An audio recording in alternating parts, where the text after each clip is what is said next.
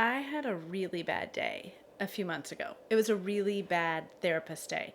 If you are a therapist, you know what I'm talking about, in that you could be going along thinking, hey, my life is good. I love my job. I love my clients. I love my coworkers. And then all of a sudden, you could have this horrible day where all the problems in the world come your way. Maybe they're problems you haven't dealt with before. Anyway, it was a bad day for me a few months ago, and I remember going home thinking, I cannot believe all of these issues happened in one day. This is like the worst day ever. And I immediately texted my colleagues and said, hey guys, I need somebody to talk to kind of talk me through where I am in this moment. I was so thankful for my colleagues in that moment, but it really helped, just talking to somebody else who understands, and them kind of validating how difficult this must be and helping me kind of process what I'd been through. But man, some days it's just like one thing after another after another. My name is Monica Maurer, and I am a licensed therapist. I'm also the director of the Center for Transformation Institute, and we exist because we want to unite with therapists to help therapists in personal and professional growth.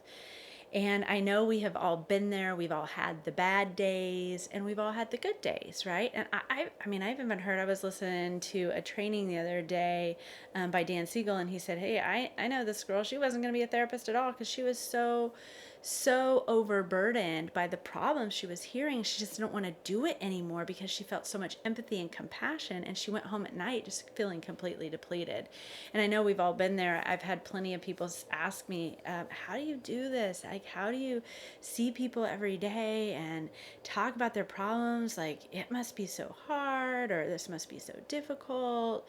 How do you, I could never do that. You hear people saying that. I remember in grad school saying that to a guest therapist who came into our classroom. I said, like, how do you handle like listening to people all day without taking on their burdens? And I know for me, there are several keys to kind of keeping a good day, and not letting bad days kind of filter into the next bad day, creating the next bad day, et cetera, et cetera. And so I would like to share a few of the tips and tricks that I've learned over my 20 years of being a therapist to help other therapists kind of get a leg up on how to enjoy this job that we feel called to and we feel passionate about. So, one of the things I've discovered is from the life model. I love the life model, and you'll be hearing a ton more about that in future episodes.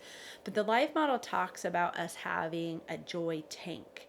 And so, the joy tank is this figurative experience of filling up our joy so that we have enough to give out, kind of like a bank account, right? A bank account's going to go into overdraft if you don't replenish it with funds, if you keep spending. And that's what a joy tank is.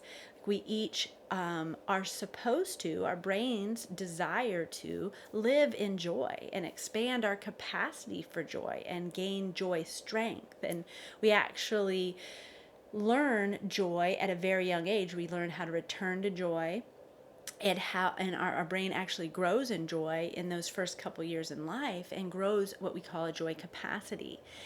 And it's a beautiful thing that we grow that at a young age. And even if we did have a traumatic childhood, a childhood where we didn't have a lot of joy with our caregivers, we can still grow joy as adults. And so that's really exciting truth, is our joy center never stops growing. And so this is something that is important for us as therapists to know, that we have to fill our joy capacity. And joy is gained in human connection, in life-giving relationships. Sometimes, we replenish by being alone and being out in nature, et cetera, et cetera. But true joyful belonging and joyful connection comes from the bonds that we have with others. So it's very important for therapists to have these joyful connections with other people, whether it's with a spouse or children or friendships, neighbors, where we are actually having life-giving interactions at a at a exponential rate to the level that we're giving out. Because if we're trying to give out of an empty joy tank, it's not going to work. We're not going to be able to keep our joy tank filled and be able to give out. And that's where burnout can happen very quickly, very rapidly, when we aren't intentional to fill our joy tank. I know in a past episode, I talked with some of the friends and colleagues that I use to fill my joy tank. And we have specific strategies to do that I will be sharing in future episodes. But super important to think about our joy tank in terms of ability to keep a good day. And then another thing that I've discovered is just sleep. There was a period of time when I was going home and watching TV and eating every night after work, because I was like, the house is quiet, my kids are asleep, my husband's asleep, I just have this time to myself. I'm gonna take my bath, I'm gonna eat some food that I like, and I'm gonna sit here and I'm gonna watch some sitcoms or whatever and just kind of veg out. And I would sometimes stay up until midnight, 1 o'clock, and then I was getting up to go to work the next day. And I was finding my sleep being so depleted, my health was really suffering. It's a huge deal to get the sleep that we need. We need to care for our bodies in this way. And I think as adults, sometimes we think, oh, I don't really need to sleep. Like, I'm okay. I can exist on less sleep. And, over time, I'll be fine.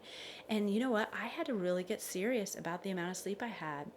I have to get 7 or 8 hours of sleep a night at least, and wake up and feel alert and fresh for my day. It's really like stewarding that in terms of my ability to be present with clients, because I'm well rested. I have my joy tank filled.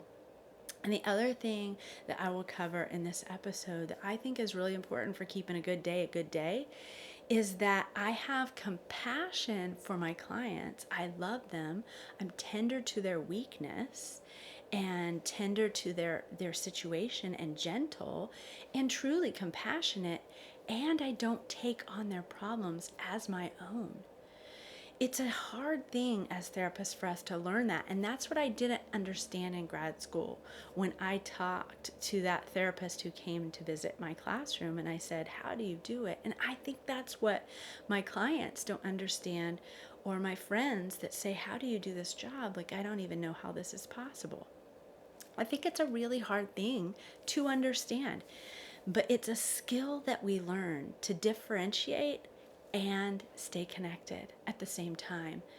Brené Brown says that empathy is infinite as long as there's boundaries. And I think there's boundaries that need to be present in terms of our heart and the way that we engage and what level we engage in our connection with other people. I know Dr. Wilder, who is of the Life Model, and he is a wonderful psychotherapist.